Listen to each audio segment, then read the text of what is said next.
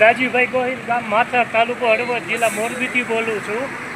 આ જુઓ, આ ગામના પાછળનું આ ડમ્પરવાળા રહ્યા સતત અત્યારે માલે. આમાં 4 વ્હીલવાળા, મોટરસાઇકલવાળા એ બધે ક્યાં હાલવાનું?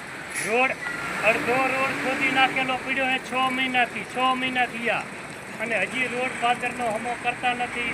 અને અડધો એમના ઊભો છે. સવારમાં 8 વાગ્યાની આમાં નાના માણસો, નાના વાળા કેવી રીતે ક્યાં હાલવાનું? આ પરિસ્થિતિ છે. વહેલી તકે જે રહ્યા કોન્ટ્રાક્ટરો, આગેવાનો, બધાને ખાસ કહેવાનું છે વહેલી તકે આનો કંઈક થાય. અને આ મારો વિડીયો રહ્યો એ બધે વાયરલ કરજો અને હું મોકલીશ. આને શું વિકાસ ગણવાનો છે ભાજપનો? આ પરિસ્થિતિ 6 મહિનાથી છે અમારા ગામમાં. એટલે કહેવાતા બની બેઠેલા ભાજપના આગેવાનોને ખાસ સૂચન કરજો, આની વ્યવસ્થા કરે.